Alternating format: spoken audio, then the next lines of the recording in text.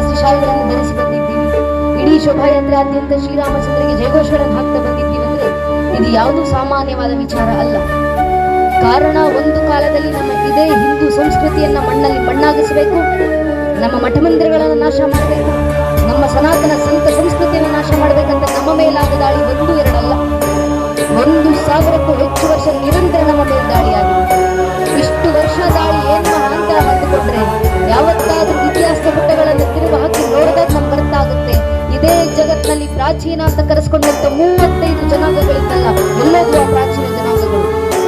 ಎಲ್ಲೋಯ್ತು ಜಗತ್ತಿನ ಮುಂದೆ ಪಿರಮಿಡ್ಗಳನ್ನು ಕಟ್ಟಿ ಬೆಳೆದಂತ ಈಜಿಪ್ಷಿಯನ್ ಜನಾಂಗ? ಎಲ್ಲೋಯ್ತು ಜಗತ್ತಿನ ಆಳಲಿಕ್ಕೆ ಬಂದಂತ ಗ್ರೀಕ್ ಜನಾಂಗ? ಎಲ್ಲೋಯ್ತು ಜಗತ್ತಿಗೆ ಭಾಷಾಶಾಸ್ತ್ರ ಪರಿಚಯಿಸಿಕೊಟ್ಟಂತ ಪರ್ಷಿಯನ್ ಜನಾಂಗ? ಎಲ್ಲೋಯ್ತು ಜಗತ್ತಿನ ಮುಂದೆ ಕಿಚ್ಚುಗತ್ತಿ ಹಿಡಿದು ನಿಂತ ರೋಮನ ಜನಾಂಗ? ಜಗತ್ತಿನಲ್ಲಿ ಪ್ರಾಚೀನ ಅಂತ ಕರೆಸಿಕೊಂಡಂತ 35ಕ್ಕೂ ಹೆಚ್ಚು ಜನಾಂಗಗಳು ಅಲ್ಪಾಯುಗಳಾಗಿ ಕಾಲಗರ್ಭ ಸೇರಿದ್ದಾವೆ. ನಮ್ ಕಣ್ಣು ಮುಂದೆ ಕಾಣ್ತಿರದಂತ 100 ಮತಪಂಥಗಳು ಕಣ್ಮರೆಯಾಗಿ ಹೋಗಿದ್ದಾವೆ. ಯಾಕೆ? ಒಂದೇ ಒಂದು ಕಾರಣ, ತಮ್ಮ ಮೇಲಾದಂತ 10, 20, 30, 40, 50 ವರ್ಷಗಳ ಕಾಲದ ಒಂದೇ ಒಂದು ಪರಕೀಯ ಜನಾಂಗದ ದಾಳಿಯನ್ನು ತಡೆಯುವಷ್ಟು ಸಾಮರ್ಥ್ಯ ಇಲ್ಲದೆ ಪ್ರಾಚೀನ ಅಂತ ಕರೆಸಿಕೊಂಡಂತ 35 ಜನಾಂಗಗಳೆಲ್ಲ ಮಣ್ಣಲ್ಲಿ ಮಣ್ಣಾಗಿ ಇತಿಹಾಸ ಪುಟಗಳಿಂದ ಅಳಿಸಿ ಹೋದ್ವು.